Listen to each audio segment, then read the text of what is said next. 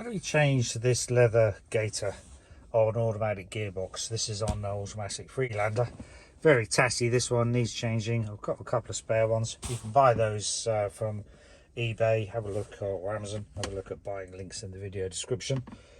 Took me ages looking around the internet trying to figure how to remove the automatic gearbox knob, because of course it's got this release mechanism as well. On a manual gearbox you just unscrew the knob. Tried that on this one and internally ended up breaking something a little bit, so it's a little bit too wobbly, doesn't go all the way around. Still works okay, so I wouldn't recommend trying that. Asking AI, came up with a couple of clues. One of them is if you can't find any clips around the bottom, or any Allen keys or any screw holes or anything, then the other option is you just pull up with quite a lot of force on these knobs, and had to get two hands on it, give it a sharp tug up, and it did actually release. It's just like a strong push fit fitting, and I've already removed this once, so I can easily remove it now. To put it back, by the way, just give it a sharp push down again and it goes back into place. So this is the mechanism.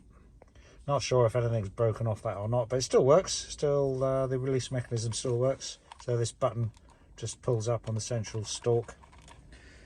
And now, of course, we can take that clip off. Just a retaining collar, that one, for the Gaiter. This just pulls out on clips. You can easily pull the connector off at the bottom, which I've done already. And then that comes off. So you've got the leather Gaiter has obviously squeezed in between. A bit of plastic here, which may or may not pull off. Yes, it does. There we go. That's handy. What else have we got? That comes out. Still got it jammed in between something, which we need to remove. So I suspect we're going to have to melt or drill out these little melty bits of plastic. And I think that will maybe that one as well. That will probably release. Let's have a look. What's that going to release? Probably the plastic that's inside this cover, which holds it in place. So we'll do that, and that'll be the next stage. Once we've done that, it should be fairly easy to swap it over. So in fact, you can just get a screwdriver in that little position there, in between two plastic surfaces, and lever that bit of plastic out. So I've done it on that side. You see the pin now pops down. We'll do all four to start with. So, and then once you've done all four, that simply lifts off, and then you can peel off the leather. See, it seems to be glued down as well, so I'll get two hands, just peel off that leather, maybe re-glue it. Super glue is quite good for gluing leather. It'll glue very, very quickly. Also glue onto your fingers very quickly, which is the same as leather. Yeah, just peel that off, and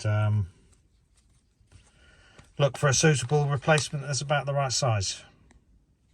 So this is our replacement. Actually, I had spare in the garage. I think I might have purchased it previously, because I was off an old car.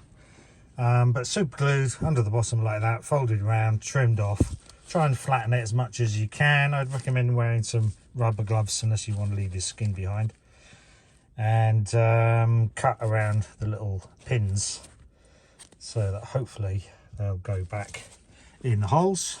And since we've used super glue for sticking the leather on the plastic frame, I see no reason why we shouldn't use a bit of super glue to hold the frame in place. Either that, or we could just remelt the pieces of plastic when they pop through the holes to hold it. That's trial fitting, just pushing it into place and holding it there. And then I think I'll just add a bit of glue, either take it off or could just add it in situ actually, I think. And that is it, glued into place. Seems to have held quite nicely with super glue. And then we're just going to refit all the covers and put it back in place. When fitting these covers, just to make sure that all these bits of plastic poke through the right slots here, 3 of them, little flat bit, and a straight pokey bit. And then for finishing off the top end, this is a useful way to do it. There seemed to be an original rubber O-ring that was left on the shaft, which I think serves this purpose. So turn the gaiter inside out, push through the metal collar and mount it in that sort of position, and then you should be able to put it back on, push it to come out in the right position. If you find it comes off, a little bit of super glue will probably hold it in place as well. Might just try it without doing that, and then it allows room for any adjustment that's needed.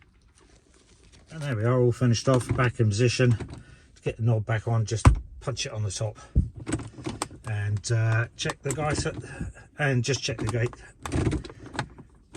And there we go, all finished off. Looks a lot better. Everything, the release and everything still works, and there's enough flexibility in the gaiter to still move into all of the positions, if not wiggle the leather out a bit more. But that is just about right, I think. Okay, good luck with yours. Thanks for watching, bye.